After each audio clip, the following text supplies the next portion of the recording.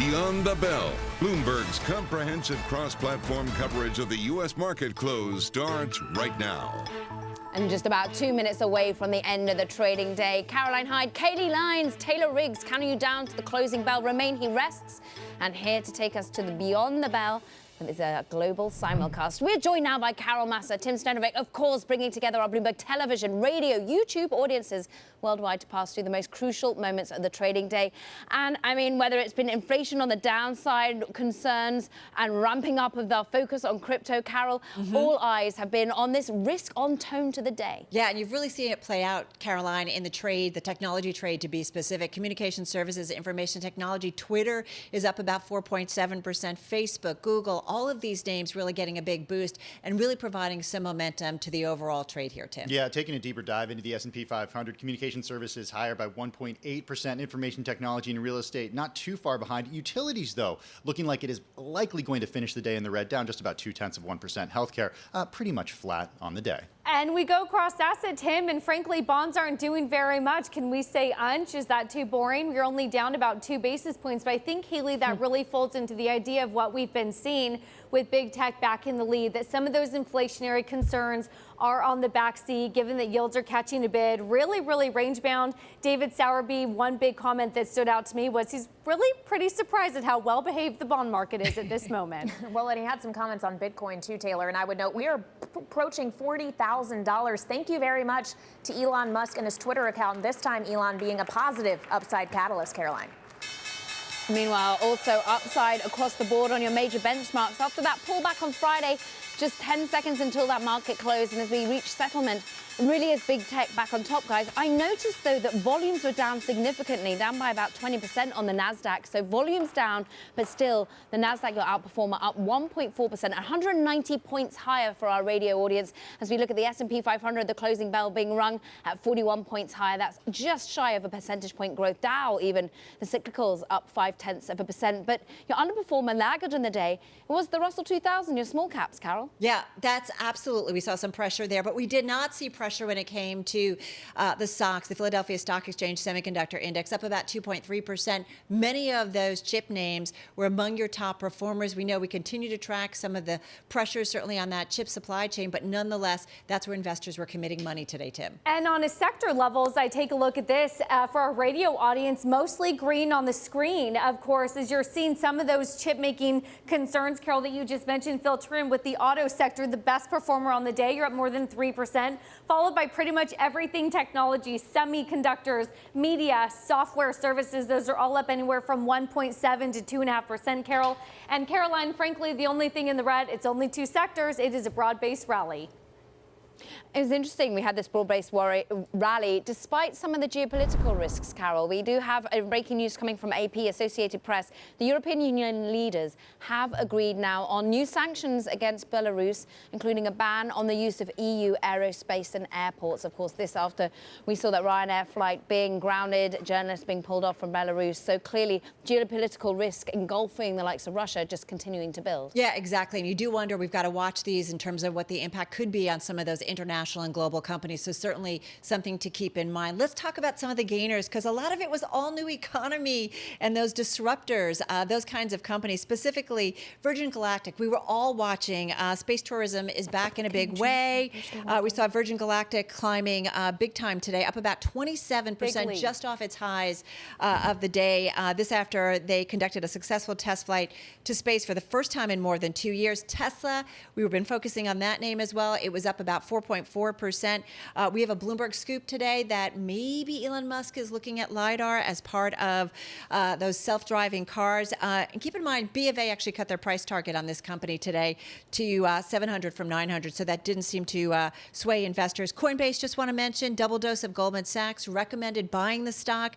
Also, the company tapping Goldman's global co-head of government affairs to be its top lobbyist. We did see Coin certainly moving up in today's trade session. And Beyond Meat, it was double upgraded to outperform from underperform by Bernstein. And so we saw that stock up 10%. Getting ready for all those barbecues, Tim. Oh, I'm certainly ready. It's a reopening trade. It is. I enjoyed some over the weekend. I got to tell you, though, guys, on a day like today where the S&P 500 and the NASDAQ 100 close at the highest levels since May 7th, it's a pretty tough task to find some notable decliners. That said, we did see some declines in the energy sector today because Cabot Oil and Gas down nearly 7%. Cimarex down more than 7%. This as Cabot Oil and Gas agreed to merge with Cimarex Energy. This is an all-stock transaction after it was announced those shares of both companies falling more than 7%.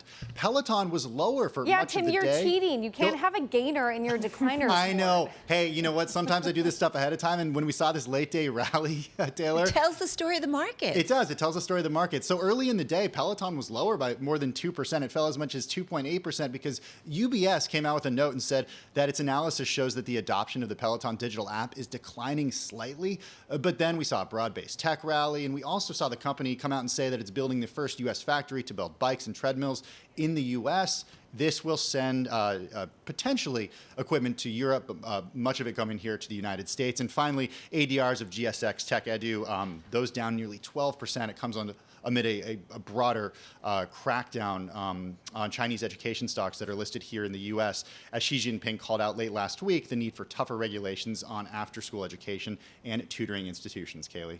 All right, Tim, well, let's talk about factors because you were mentioning the fact that it is big tech and growth that did well today, and we are seeing that reflected on a factor basis. One of the biggest factor outperformers is actually market capitalization. Think the biggest stocks out there, the likes of Apple and Amazon, for example. You also have momentum here at the top, while what's at the very, very bottom of the pile is the value factor, down about 1.1% on the day. Of course, interestingly, Eric Balchunas, our ETF analyst over at Bloomberg Intelligence, was actually saying that value is the new momentum, but clearly factors painting a little bit of a different picture with tech outperforming today, Taylor. And of course, we have to round it out with our cross asset and go to Treasury bonds. Unfortunately, on a day when cash is trash, I'd rather own a Bitcoin than a bond. It doesn't, have an impact too much on my bond market because they catch a bid and yields fall by about 2 basis points or so, pretty much all across the curve, but very range bound. And Carol, I think I led with the lead there, right? What? I'd rather own a Bitcoin than a bond. And this really kicks off. Are you Ray Dalio? The comments that we heard from Ray Dalio at the CoinDesk consensus, where we heard from a slew of other huge leaders. But Carol, an interesting point that after inflation, you're losing money. Why hold a bond? You mentioned that event. Let's bring in Ray Dalio. Keep in mind this interview was done on May 6th, so it was before a lot of the turmoil that we've seen in the last week or so when it comes to cryptocurrencies and Bitcoin. But here's what Ray Dalio had to say at that event. I think Bitcoin's greatest risk is its success. The more we create savings in it, the more you might say, I'd rather have Bitcoin than the bond. Personally, I'd rather have Bitcoin than a bond.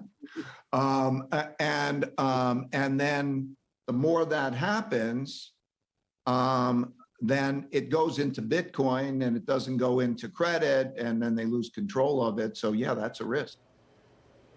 All right, of course, Ray Dalio there at Bridgewater at that CoinDesk event. You know, as you said it, Taylor, I mean, he is now saying cash is trash. He says he owns some Bitcoin. We don't know how much Bitcoin he owns, but it comes after a week, you guys, of so much volatility and turmoil. And Caroline, we know Wall Street, whether it's JP Morgan or Goldman, they're trying to kind of figure out what's next in terms of the crypto market and Bitcoin in particular.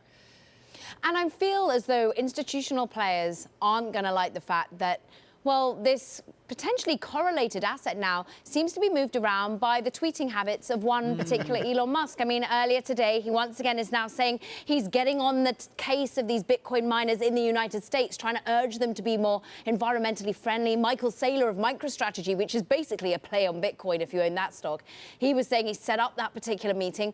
Well, Bitcoin's still down over the last 7 days, down 19%, but it's still actually got a bounce on the back of that, Tim.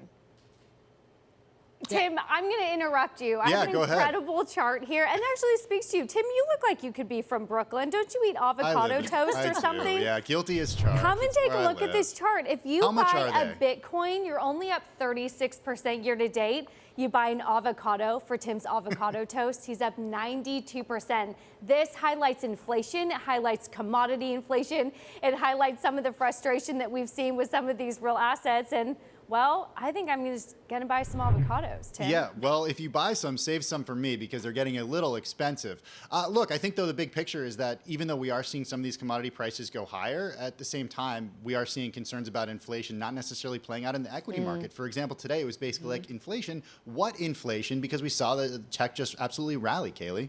Well, yeah, and we saw commodities under a little bit of pressure, particularly in the Asian session, because China's not all too happy about the boom we have seen in some of those industrial metals. They are increasingly strict in their rhetoric, trying to rein in that rally. And the question is, where does that bleed through? And if commodities go down, does inflation fear go down with it, Caroline? Yeah, exactly. We're all...